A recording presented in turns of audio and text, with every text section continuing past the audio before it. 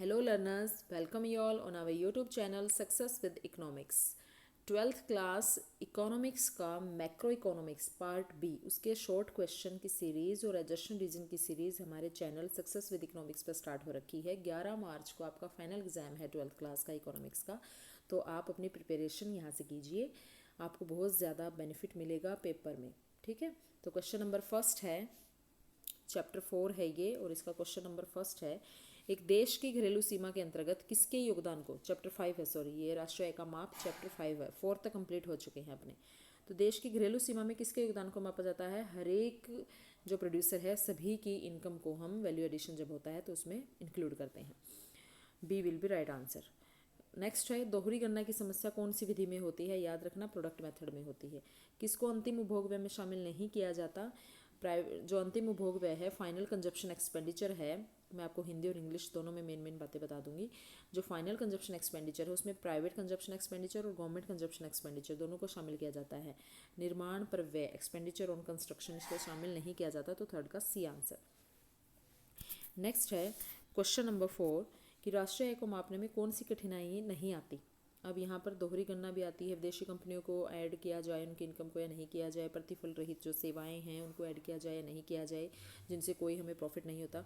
ठीक है, तो ये सारी कठिनाइयाँ, स्थिर कीमतें ये कठिनाई नहीं है, 4 का ए आंसर।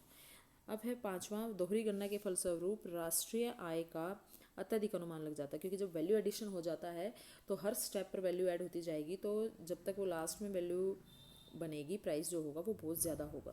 ठीक है, तो इससे अत्यधिक अनुमान लग जाता है, तो इसलिए हमें फाइनल गुड की वैल्यू को ही नेशनल इनकम में इंक्लूड करना चाहिए। पांचवें का है ए आंसर। राष्ट्रीय आय के मापने की जो उत्पादन विधि है उसके नाम मूल्यवर्धी भी है, यानी कि वैल्यू एडिशन भी है, इंडस्ट्रियल ओरिजिन मेथड भी है, सूची गणना विधि भी है, एक नेट आउटपुट मेथड भी है, तो इसके सारे नाम है, आप याद कर लेना। कौन सी विधि राष्ट्रीय आय को मापने की नहीं है, अभी मैंने बताया कि इनकम मेथड, प्रोडक्ट मेथड और एक्सपेंडिचर मेथड, ये 3 मेथड हैं, तो एक्सपोर्ट इंपोर्ट ये नहीं है, इसका मतलब 7 का डी आंसर। अब कह रहे हैं जो जीएनपी है, जीएनपी है राष्ट्रीय आय को आर्थिक कल्याण के मापने के लिए कौन सी सीमाएं हैं, जनसंख्या की वृद्धि, निवेश की प्रकृति, काम के घंटों में होने वाले परिवर्तन का अभाव या उपरोक्त सभी। तो जो जनसंख्या की वृद्धि है या फिर निवेश की जो प्रकृति है और काम के घंटे, ये सभी हैं, सारी ही सीमाएं हैं इसकी, D will be right answer. कौन सा हस्तांतरण भुगतान नहीं है, हस्तांतरण भुगतान वो होता है जो राष्ट्रीय आय में शामिल नहीं होता, तो यहाँ पर हस्तांतरण भुगतान नहीं है। राष्ट्रीय ऋण पर ब्याज हस्तांतरण भुगतान है, गृहिणी का भुगतान ये भी हस्तांतरण भुगतान है, जो कर्मचारियों को वेतन दिया जाता है सेवानिवृत्त कर्मचारियों को वो भी एक हस्तांतरण भुगतान है, बट घरेलू नौकर को भुगतान ये हस्तांतरण भुगतान नहीं है, ये उसके काम के बदले उसको पेमेंट की जा रही है। क्वेश्चन नंबर 10 है, एक देश की बाजार कीमतों पर, ये ध्यान से देखना, आपकी बुक में इसका आंसर सी दे रखा है जो कि गलत है, क्योंकि ये कह रहे हैं जीएनपी एट मार्केट प्राइस। जब जीएनपी एट मार्केट प्राइस निकालते हैं तो वहाँ पर हम देखते हैं एट मार्केट प्राइस की बात हो रही है, तो या तो इनडायरेक्ट टैक्स को देखेंगे या सब्सिडी को देखेंगे। तो जीएनपी एट मार्केट प्राइस जब निकलेगा तो वहाँ पर आर्थिक सहायता को नहीं लिया जाता, शामिल नहीं किया जाता, तो D will be right answer. इन्होंने दे रखा सी, ये सेवानिवृत्ति पेंशन है, यानी कि रिटायर होने के बाद जो पेंशन मिलती है, लेकिन रिटायर होने के बाद जो पेंशन मिलती है वो राष्ट्रीय आय में शामिल होती है। एक बुढ़ापा पेंशन जो होती है वो राष्ट्रीय आय में शामिल नहीं होती, क्योंकि उसके बदले कोई काम नहीं किया जा रहा। लेकिन जो सेवानिवृत्त पेंशन है उसमें हमने पूरी उम्र काम किया है, सारी लाइफ काम किया, उसके बाद में उसका जो हमारा बनता है वो दिया जाता है पेंशन के रूप में।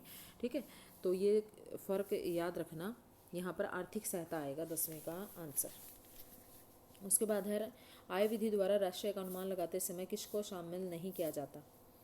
आय विधि द्वारा राष्ट्रीय का अनुमान लगाते समय किसको शामिल नहीं किया जाता। अब ये देखिए, जब इनकम मेथड द्वारा हम निकालते हैं तो वहाँ पर किसको शामिल नहीं किया जाता, पेंशन को।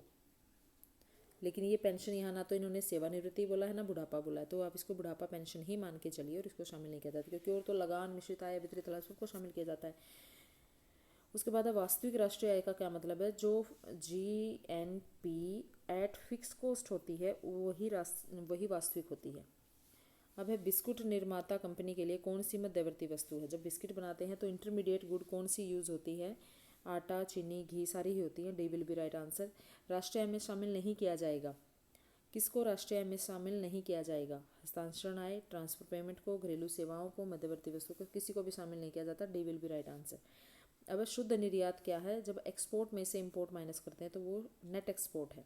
राष्ट्रीय आय की गणना कौन करता है? केंद्रीय सांख्यिकी संगठन CSO, जिसको इंग्लिश में कहेंगे सेंट्रल स्टैटिस्टिकल ऑर्गेनाइजेशन। अब उसके बाद है फिलअप। मूल्य वृद्धि द्वारा किसका अनुमान लगाया जाता है? मूल्य वृद्धि द्वारा घरेलू उत्पाद का अनुमान लगाया जाता है। उसके बाद दोहरी गणना से बचने के लिए हमें अंतिम वस्तु को शामिल करना चाहिए। विदेशों से प्राप्त कारक आय को जब हम घरेलू में जोड़ देते हैं तो राष्ट्रीय आय बनता है। ठीक है। आकस्मिक लाभ को राष्ट्रीय आय में शामिल नहीं किया जाता क्योंकि वो एकदम प्रॉफिट हुआ है। उसके बाद है क्वेश्चन नंबर 5। डैश क्षेत्र वह क्षेत्र जो सेवाओं का उत्पादन करता है। तृतीयक क्षेत्र है। डैश क्षेत्र में प्रचालन अधिशेष उत्पन्न नहीं होता। सामान्य सरकारी क्षेत्र में अवितरित लाभ किसका पार्ट है? लाभ का। बाजार कीमत पर सकल मूल्य वृद्धि, उत्पादन के मूल्य में से जब हम मध्यवर्ती वस्तु का उपभोग घटा देते हैं।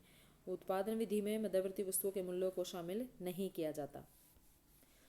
अंतिम निवेश व्यय में सकल स्थायी पूंजी निर्माण, स्टॉक में परिवर्तन और किसको शामिल किया जाता है? नेट एक्सपोर्ट को।